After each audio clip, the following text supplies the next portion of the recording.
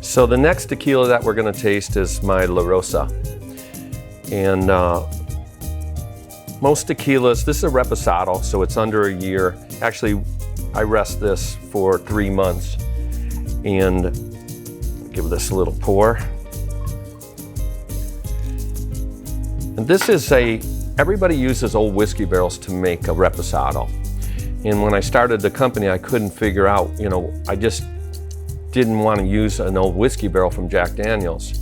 So I brought barrels from Bordeaux, France, down to Mexico, used barrels.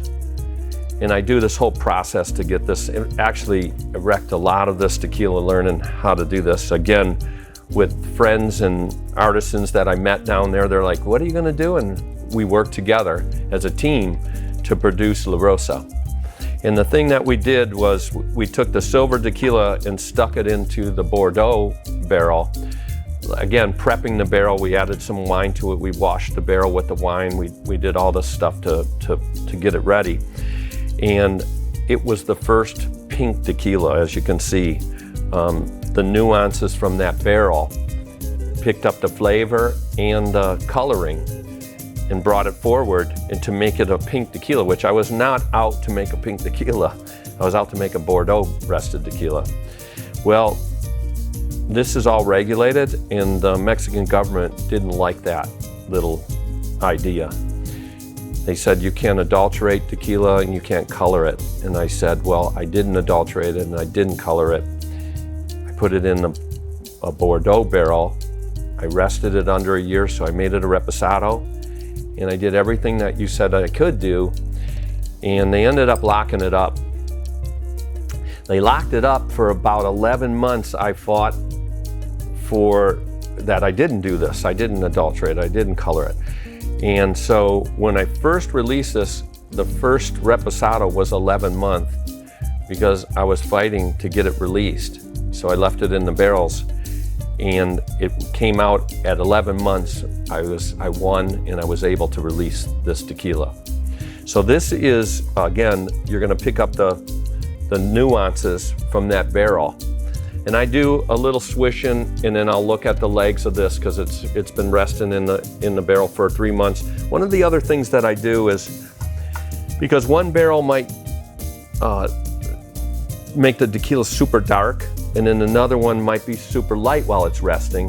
So what I do is I take it and I blend them together so that there's consistency in La Rosa. At first, I was doing barrel to barrel, and the customers would complain that did not taste like the last one that I had. I said, well, it's in a different barrel. So we ended up taking all the barrels and blending them so that the color's the same and the consistency's the same. So I took some, 30 dark barrels with 30 light barrels, and then I finish up blending it until I get it to exactly to this happens every time we make La Rosa. So this one here, again, starts with the silver.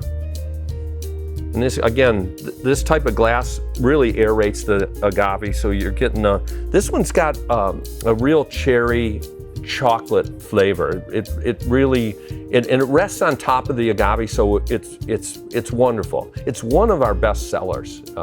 Everybody thinks because it's pink, the girls all buy it, but that's actually not true. It's the aficionados, the people that know tequila, know what I did to make this, are the people that really respect it and drink it.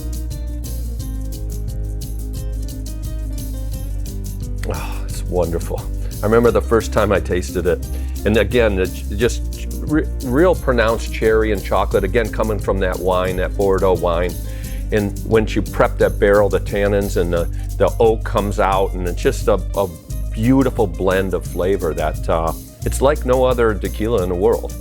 I mean, there's other guys that have copied me, cannot even come close to figuring out what I do to get this flavors. So I hope you enjoy it. It's again, it's got the